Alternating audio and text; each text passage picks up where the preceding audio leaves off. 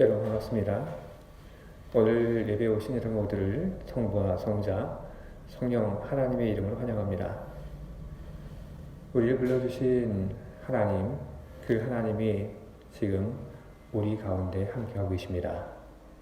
이 믿음을 가지고 우리들이 하나님을 예배할 때 하나님께서 우리 예배를 기쁘게 받으시고 그리고 우리들 모두에게 크신 은혜와 평화를 내려주실 줄 믿습니다. 이제 우리 모두와 함께 한 마음으로 하나님을 예배하도록 하겠습니다. 내가 여호와를 찬송하리니 이는 주께서 내게 은덕을 베푸심이로다. 아멘. 하나님, 오늘도 하나님의 은혜를 입은 자들이 이 자리에 나왔습니다. 하나님께서 우리들에게 베풀어 주신 그 은총이 너무나도 많아서 우리는 그것을 다 알지도 못하고 기억하지도 못합니다. 그러나 우리들이 기억하는 하나님의 은혜만으로도 우리들은 하나님을 찬양하고 그리고 하나님을 노래하기에 충분합니다. 온 마음을 다하여 거친 우리 마음을 내려놓고 하나님을 예배하기를 원합니다. 성령을 통하여 우리를 도와주시옵소서. 거룩한 마음으로 거룩한 모습으로 하나님 앞에 나아가 하나님이 기뻐하시는 예배를 드릴 수 있도록 우리를 주장하여 주시옵소서. 하나님을 예배하는 모든 사람들의 얼굴을 바라봐 주시고 모든 사람들의 마음을 하나님 알아주시옵소서. 모두에게 하나님께서 필요한 은혜를 허락하여 주시옵소서. 하나님의 은총이 그리고 하나님께서 주시는 사랑이 가득한 예배가 되기를 간절히 소망하며 예수 그리스도 이름으로 기도드립니다. 아멘. 이제 여러분과 함께 할 하나님 말씀 보도록 하겠습니다. 사도행전 17장 22절부터 34절까지 있는 말씀을 제가 읽도록 하겠습니다. 바울이 아레오바고의 가운데 서서 말하되 아덴 사람들아 너희를 보니 범사에 종교심이 많도다. 내가 두루 다니며 너희가 위하는 것들을 보다가 알지 못하는 신에게로 새긴 단도 보았으니 그런즉 너희가 알지 못하고 위하는 그것을 내가 너희에게 알게 하리라. 우주와 그 가운데에 있는 만물을 지으신 하나님께서는 천지의 주제시니 손으로 지은 전에 계시 아니하시고 또 무엇이 부족한 것처럼 사람의 손으로 섬김을 받으시는 것이 아니니 이는 만민에게 생명과 호흡과 만물을 친히 주시는 이심이라. 인류의 모든 족속을 한 혈통으로 만드사 온 땅에 살게 하시고 그들의 연대를 정하시며 거주의 경계를 한정하셨으니 이는 사람으로 혹 하나님을 더듬어 찾아 발견하게 하려 하심이로되 그는 우리 각 사람에게서 멀리 계시지 아니하도다.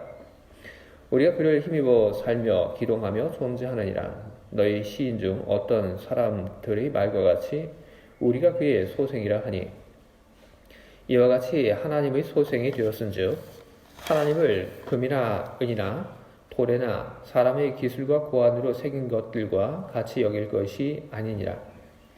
알지 못하던 시대에는 하나님이 간과하셨거니와 이제는 어디든지 사람에게 다 명하사 회개하라 하셨으니 이는 정하신 사람으로 하여금 천하를 공의로 심판할 날을 작정하시고 이에 그를 죽은 자 가운데서 다시 살리신 것으로 모든 사람에게 믿을 만한 증거를 주셨음이니라 하니라.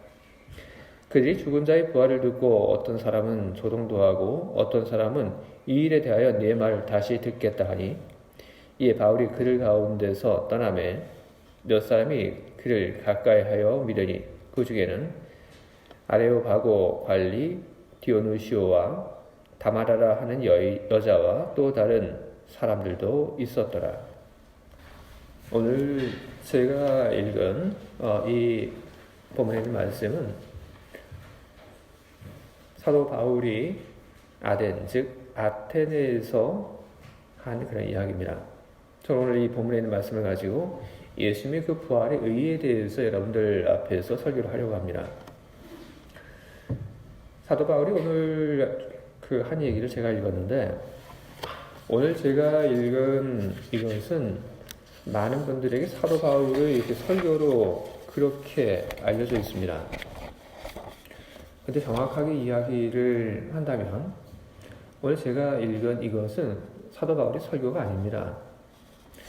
그렇다고 해서 철학자들 앞에서의 기독교를 좀 옹호하기 위해서 한 변증의 그런 말도 아닙니다. 사도 바울이 한 이 말은 어떤 것이냐면 고발된 그 사람으로서 자기를 변호하기 위해서 한 말입니다.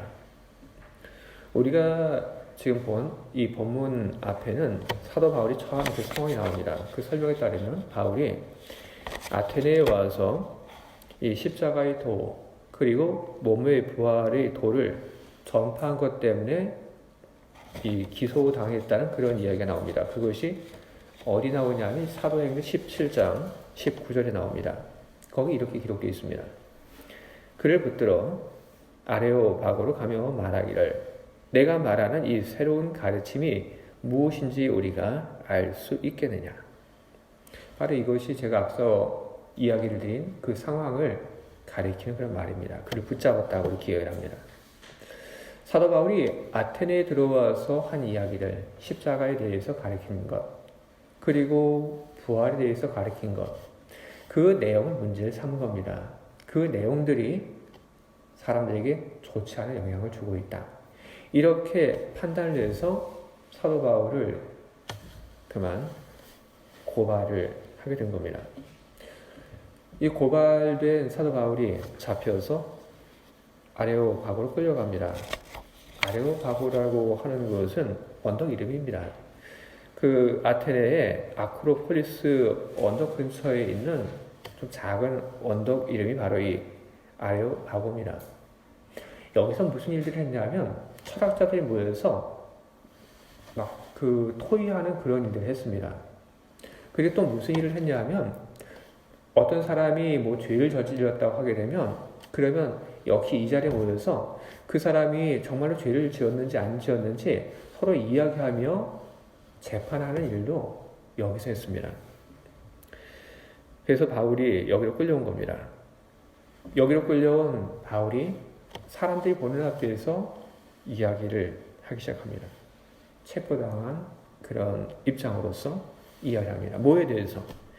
내가 한 일들에 대해서 내가 가르친 그 가르침에 대해서 이야기합니다. 내가 가지고 있는 그 종교적인 그 믿음, 그것이 어떤 것인지에 대해서 바울이 사람들 앞에서 이야기를 합니다. 변호사 없이 자기 스스로 자기 그 믿음에 대해서 자기가 한 일들에 대해서 변호하기 시작한 겁니다. 그것이 오늘 제가 읽은 내용들인데 이 내용들이 사람들에게 다 전해졌는데 사람들이 그 내용 전부를 다 기억하지 않고 가장 중요한 무엇만을 기억을 합니다. 항상 그렇죠. 어떤 이야기를 하더라도 다 기억을 못하죠. 가장 어떤 핵심되는 내용, 내 마음에 와 닿는 그 내용만 우리가 기억하기 마련입니다. 당시의 사람들도 그랬습니다. 바울이 여러 가지 많은 이야기를 했는데 다 기억하지 못하고 그들은 부활이라고 하는 그 말만 그들은 주목합니다. 바울이 부활에 대해서 이야기했습니다. 그런데 바울이 사람들이 있는 그 자리에서 부활에 대해서 이야기했는데 부활에 대해서 무슨 이야기를 했냐 하면 바울은 부활에 대해서 이렇게 이야기합니다. 하나님이 즉 예수를 죽은 자 가운데서 다시 살리신 것으로 모든 사람에게 믿을 만한 증거를 주셨음이니라. 바울은 부활에 대해서 다른 말들도 할 수 있었습니다. 만약에 제가 여기에 계신 여러분들에게 예수님의 부활 거기에 대해서 한번 이야기를 한번 해보십시오 하게 되면 아마 여러분들이 이야기하는 그 이야기 내용들이 좀 다 다를 겁니다. 어떤 분은 이렇게도 이야기를 할 겁니다.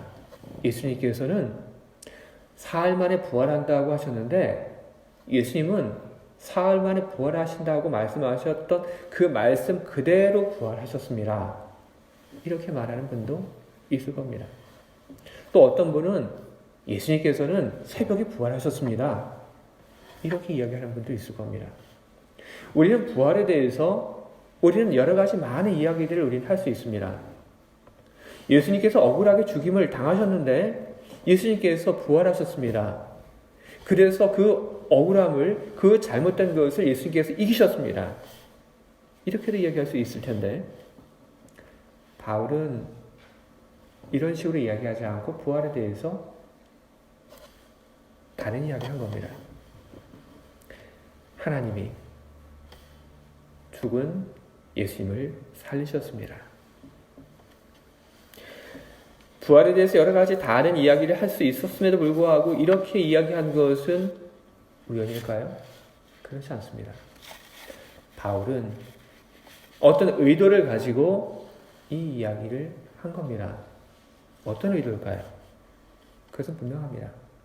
예수님의 사건, 그 사건 뒤에 계신 분이 하나님이시다.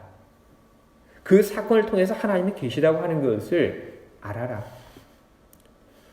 예수님의 부활의 사건을 통해서 하나님이 저 멀리에 계시고 사람들이 살아가는 그 삶 속에 개입하지 않는다고 생각한다면 그것은 잘못이다.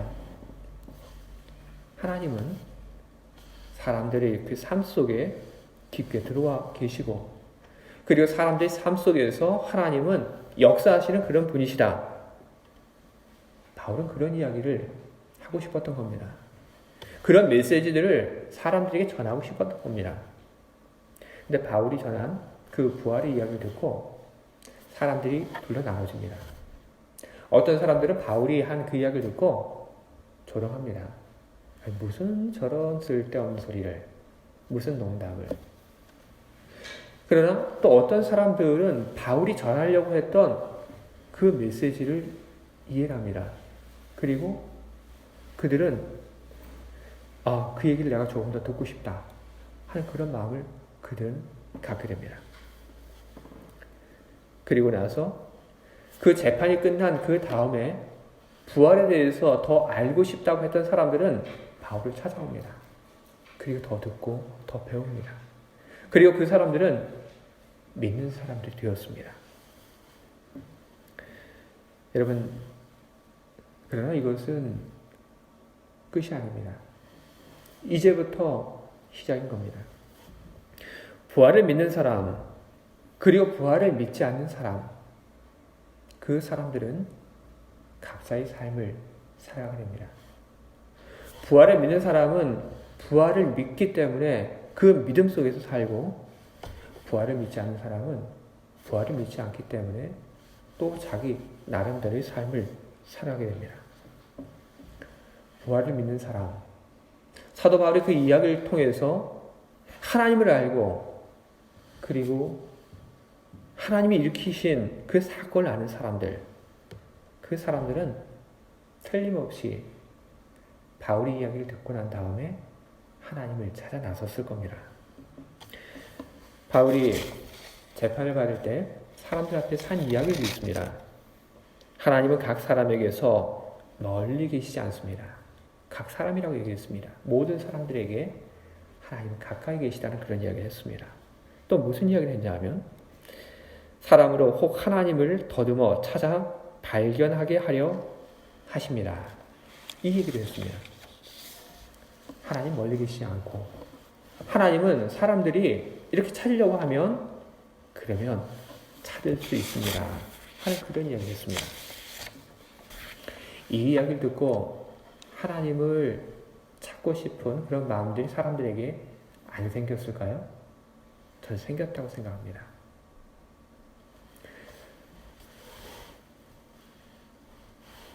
우리 집 뒷동산에 금덩이가 있습니다 하는 그런 얘기를 듣고 어쩌면 당신 그 집에도 금덩이가 있을 것 같은데요. 하게 되면 어떨까요?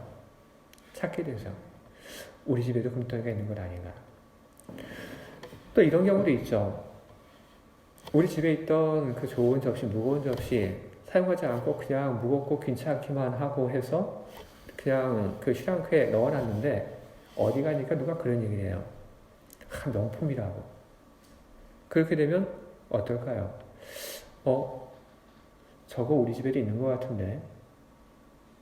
그 생각하게 되면 집에 와서 내가 저기 슈랑크에 깊이 넣어두었던 그것을 꺼내보게 됩니다. 이것이 정말 좋은 건가, 나쁜 건가. 그리고 그것을 꺼내서 보게 되면, 그래서 그것이 명품이라고 하는 것을 알게 되면, 그때부터 그 접시에 대한 가치가, 내가 바라보는 그 눈이 달라지게 되는 거죠. 귀찮고 무거운 것이 아니라 이제는 좋은 것이 되는 거죠. 바울이 하나님에 대해서 이야기를 한 것도 저는 다르지 않다고 봅니다. 각 사람들에게 이야기를 했습니다. 예수님의 그 부활의 사건을 일으키신 그 하나님이 바로 당신 가까이 계신다. 당신이 찾으려고 하면 그 엄청난 일을 일으키신 하나님을 당신은 어렵지 않게 찾을 수 있다. 그 이야기 듣고도 하나님을 찾지 않는 사람도 있을까요? 저는 모든 사람들이 그 이야기를 듣고 자기 주변에 있는 그 하나님을 찾아보았을 거라고 저는 믿습니다. 그러나 부활을 믿지 않는 사람은 어땠을까요? 부활을 믿지 않는 사람은 그런 일을 하지 않습니다. 하나님을 믿지 않는데, 하나님이 가까이 계신 것을 믿지 않는데 왜 하나님을 찾아보겠습니까? 하나님이 가까이 계시다고 하는 것을 믿는 사람이 하나님을 찾습니다. 그런데 하나님이 가까이 계시다고 하는 것을 믿고 하나님을 찾았던 그 사람들이 자기 주변에 있는 하나님, 그 하나님을 발견하기 이전에 먼저 발견한 것이 있습니다. 바로 그것은 세상에는 인간을 만든 신, 그런 신이 있고 인간이 만든 신이 있다는 것. 바로 그것을 사람들은 발견했을 겁니다. 바울이 하나님은 각 사람에게서 멀지 않은 곳에 계신다 그렇게 얘기를 했습니다. 바울이 신전 안에는 하나님이 안 계시다 그렇게 얘기를 했지만 사람들은 그에는 혹시나 하는 마음으로 그 신전에서, 아테네에 있는 그 신전에서 하나님을 찾아도 보았을 겁니다. 알지 못하는 신이라고 하는 그 그리스에 진 그 제단 앞에서 신을 찾아본 사람들도 있을 겁니다. 아니면 또 다른 곳에서 바울이 이야기한 그 하나님이 있는지 찾아본 사람들도 있을 겁니다. 그리고 그 사람들은 발견하게 됩니다.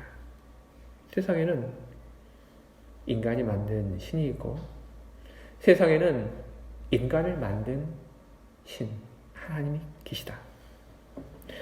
바울은 바로 사람들의 그런 발견을 미리 앞질러 봤습니다. 그래서 바울은 공동번역으로 보게 되면 사도행전 17장 29절에서 이런 이야기를 합니다. 하나님을 사람의 기술이나 고안으로 금이나 은이나 돌을 가지고 만들어낸 우상처럼 여겨서는 안 됩니다. 바울이 한 이야기는 이 이야기와 반대되는 이야기도 있습니다. 어떤 이야기냐면 하나님이 인간을 지으셨습니다. 하나님이 인간과 그리고 온 만물의 창조주이십니다 하는 그런 이야기를 바울은 했습니다. 그리고 반대되는 이야기, 방금 제가 인용한 그 이야기도 했습니다. 바울은 세상에는 두 종류의 신이 있다고 하는 것을 그는 알고 있었던 것입니다. 인도 영화 중에 이 PK 별에서 온 얼간이라고 하는 그런 영화가 있습니다. 몇 년 전에 나왔던 그 영화인데 이 영화의 그 주인공인 이 PK는 지구 밖에서 온 외계인입니다.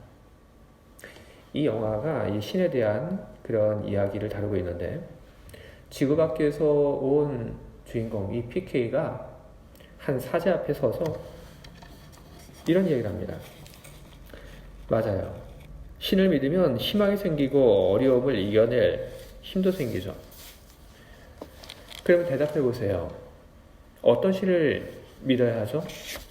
사제님은 신이 다 한 명뿐이라고 하지만 제가 보기에는 두 명이에요. 인간을 만든 신, 그리고 인간이 만든 신. 우리를 만든 신에 대해서는 아무것도 모르지만 우리가 만들어낸 신에 대해서는 잘 알아요. 사제님과 똑같죠. 편협하고 돈만 밝혀요. 부자는 잘 만나주지만 가난한 사람은 기다리게 하죠. 아부하는 사람한테만 잘해주고요. 제가 믿는 신은 우리가 만든 신이 아니라 우리를 만든 신이에요. 인간이 만들어낸 신은 필요 없어요. 영화에 나오는 그런 그 대화인데 저는 이 말이 무척이나 날카로운 말이라고 저는 생각합니다. 그 어떤 철학적인 말보다도 우리 가슴을 후벼 파는 그런 말이라고 저는 생각합니다. 인간은 신을 만듭니다. 희망을 얻기 위해서, 그리고 어려움을 이겨내기 위해서 신을 만듭니다. 그리고 자기 그 욕망을 위해서 또한 신을 만듭니다. 히브리인들이 광야에서 금송아지를 만들었던 것이 바로 그런 겁니다. 히브리인들이 광야로 들어섰을 때 모세가 히브리인들을 이끌고 있었습니다. 모세만 보고 쫓아가면 그러면 됐습니다.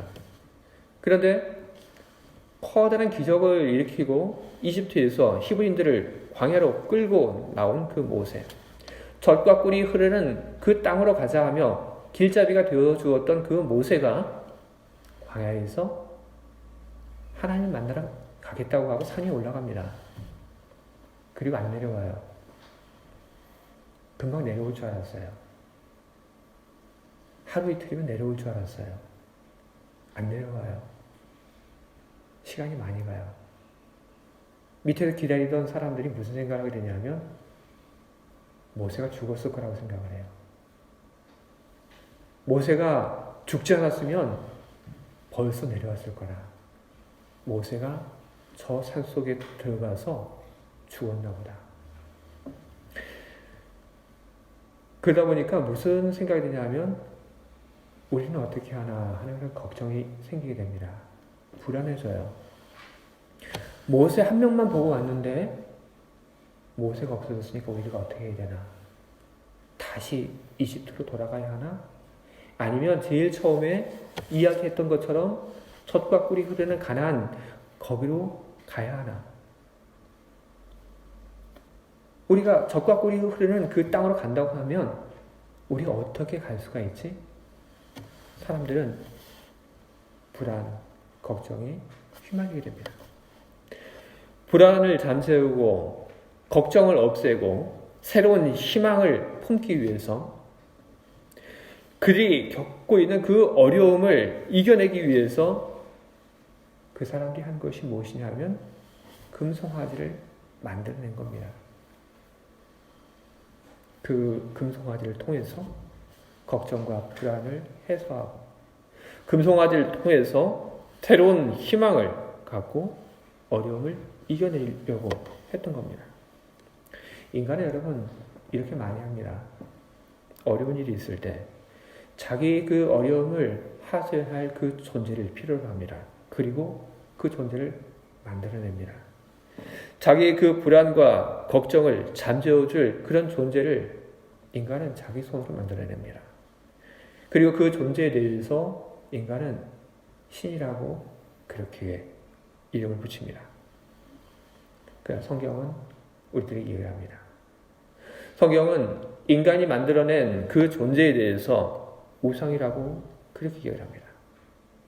우상이라고 하는 것은 지금 우리 말로 이야기하면 인간이 만들어낸 신이라고 하는 것입니다. 교회를 다니고 있는 사람들 어떤가요? 교회를 다니고 있는 사람들, 그런 사람들조차도 신을 만들어냅니다. 하나님의 이야기 이것저것 가지고 가서 신을 만들어냅니다. 과연 그런 모습이 하나님이 우리들이 바라는 모습일까요?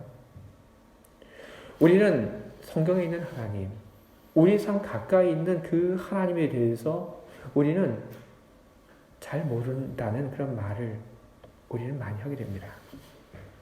우리가 정말로 그 하나님을 찾기 위해서 많이 노력을 했습니까? 우리가 그 하나님의 그 음성을 듣기 위해서 많이 우리가 힘을 썼습니까? 우리는 하나님 찾기 위해서 노력하고 힘쓰기보다는 우리는 우리 손으로 만들어낸 하나님, 그 하나님을 만들고 우리는 기뻐하고 있었는지도 모르겠습니다. 오늘 우리는 무엇을 해야 하는 것입니까? 오늘 우리는 하나님을 찾아야 하는 것입니다. 잘 모르는 하나님. 하지만 우리는 그 하나님을 찾을 수 있는 실마리를 우리는 가지고 있습니다. 예수를 죽은 가운데서 살리신 그분.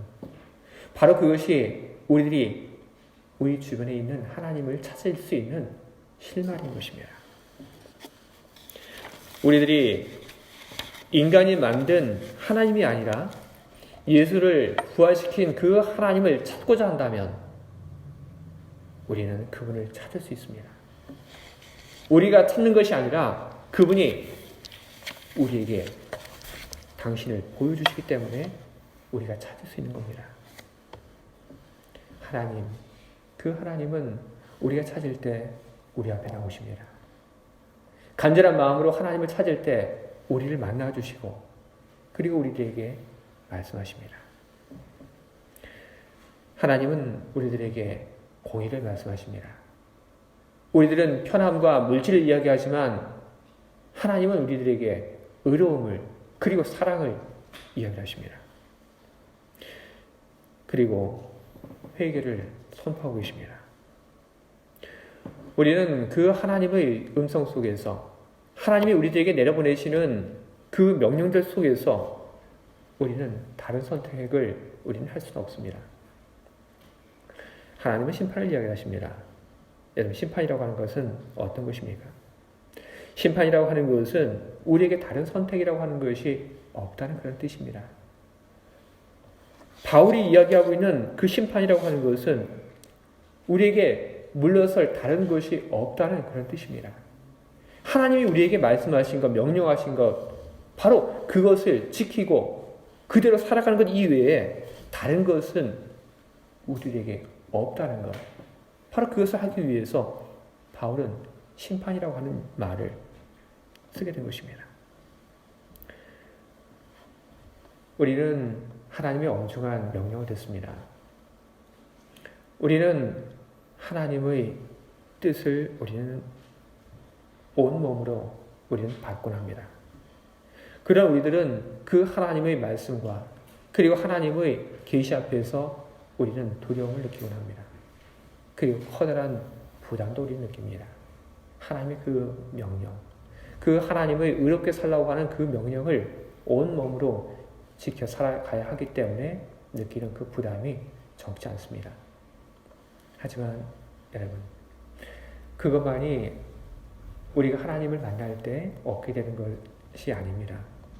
물론 하나님을 만나게 되면 두려움도 느끼고 그리고 하나님의 그 말씀을 잘 지켜나가야 한다는 그런 부담도 우리는 느낍니다. 하지만 그런 것 말고도 우리는 하나님으로부터 우리는 설렘과 기대를 우리는 받기도 합니다.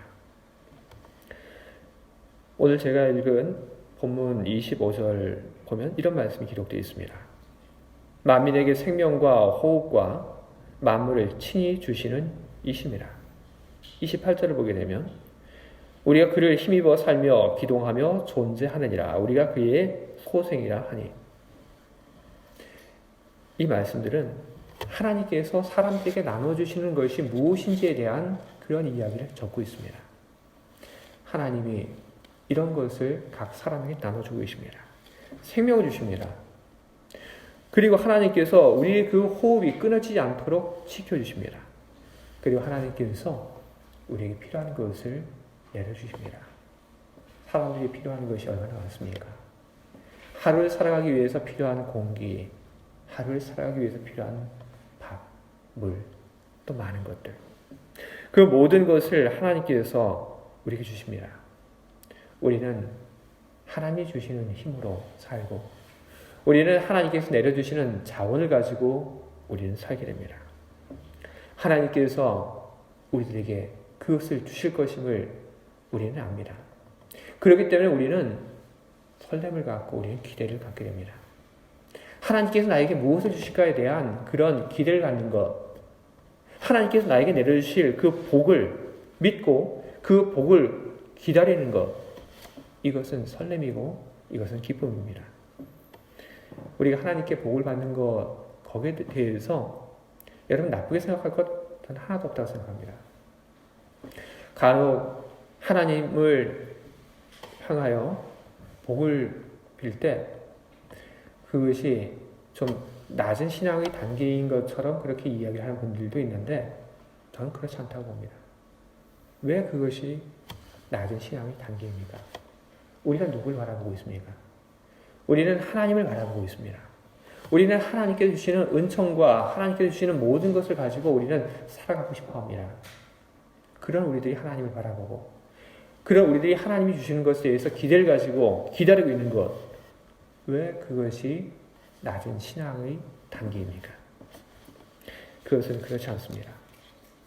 하나님께서 주시는 것에 대해서 기대를 갖는 것, 그것은 너무나도 좋은 것입니다. 그리고 우리는 하나님께서 주시는 그 힘과 하나님께서 내려주시는 모든 복을 가지고 우리는 하나님께서 주신 명령을 따라 우리는 살아갈 것입니다. 우리들이 하나님이 주신 그 명령을 가지고, 말씀을 가지고 온 힘을 다하며 그것을 지키며 살아가야 될 때 그것을 가리켜서 사람의 길이라고, 하나님의 자녀의 길이라고 그렇게 이야기할 수 있는 것입니다. 여러분, 저는 오늘 여러분들 앞에서 모든 이야기의 시작이 된 부활신앙을 다시 한번 여러분들에게 이야기를 드리려고 합니다. 부활을 믿는다고 하는 것, 그것의 그 처음은 별것 아닌 것처럼 보였습니다. 그 부활을 믿는 사람과 그 부활을 믿지 않는 사람의 그 차이는 별것 아닌 것처럼 그렇게 보였습니다. 하지만 시간이 지나고 나중에 되어 부활을 믿는 사람과 부활을 믿지 않는 사람, 그 사이의 차이는 엄청나게 커졌습니다. 여러분은 부활을 믿는 그 믿음을 가지고 살아가시기 바랍니다. 하나님께서 죽은 예수를 살리셨다고 하는 그 믿음을 가지고 여러분 살아가시기 바랍니다. 하나님께서 죽은 예수를 살리셨다. 바로 그것을 우리가 믿을 때 우리는 하나님이 계시다고 하는 것을 우리는 의심하지 않고 살아가게 됩니다. 살다 보면 삶 속에 모순되는 일들, 억울한 일들, 슬픈 일들, 답답한 그런 일들이 있게 됩니다. 그때 우리는 흔들리기도 합니다. 하나님 정말 계실까? 하지만 우리들이 부활의 그 신앙을 제대로 가지고 있다면, 거기에 우리가 견고하다면, 그러면 우리는 우리 마음속에서 일어나는 그 모든 의심을 우리는 능히 이겨나갈 것입니다. 그리고 우리들이 부활의 신앙을 제대로 가지고 있다면 우리는 우리 삶 그 가운데서 움직이시고 우리를 도우시는 그 하나님에 대한 믿음을 가지고 살아가게 될 것입니다. 여러분이 믿는 그 믿음을 따라 하나님께서 여러분과 함께 하시며 여러분에게 큰 은혜와 복을 내려주시기를 주님의 이름으로 축원드립니다. 아멘. 기도하겠습니다.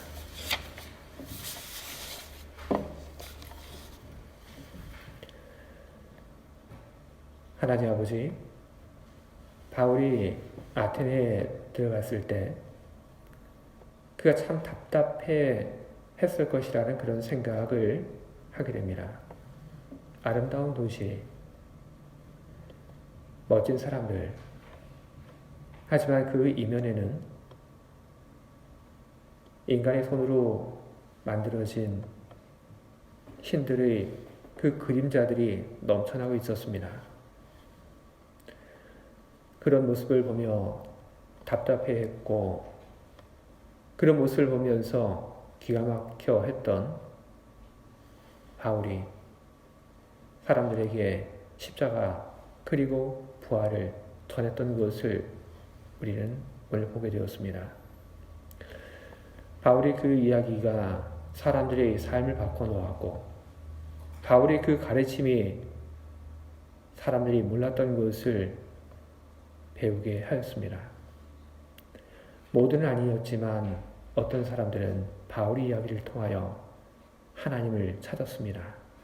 사람이 만든 하나님이 아니라 사람을 만든 하나님, 역사 속에 관여하며 사람의 생사화복을 주장하시는 하나님, 그 하나님을 어떤 사람들은 만났습니다.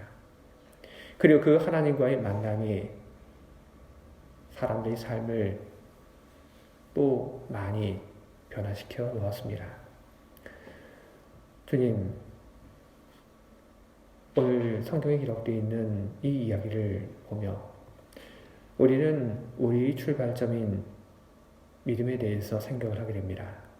어떤 믿음을 가지고 우리들이 살고 있는가? 우리가 무엇을 믿고 있는가? 이런 질문 속에 우리가 소망하기는 주님, 우리가 부활에 대한 믿음을 가지고 살기를 바랍니다. 우리 하나님께서 예수를 죽은 자 가운데서 다시 살리셨다고 하는 이 믿음이 흔들리지 않도록 성령을 통하여 우리를 도와주시옵소서. 하나님께서 죽은 예수를 다시 살리셨다고 하는 바로 그 사실을 우리가 믿음으로 하나님께서 우리 주변에 계시다고 하는 것을 우리가 의심하지 않고 하나님께서 우리 삶 그 가운데 들어오셔서 우리 삶을 주장하시고 이끌어가고 계시다고 하는 것을 우리들이 믿으며 하나님의 뜻을 이루기 위하여 애쓰며 수고하며 살아가게 하여 주시옵소서. 예수 그리스도의 이름으로 기도합니다.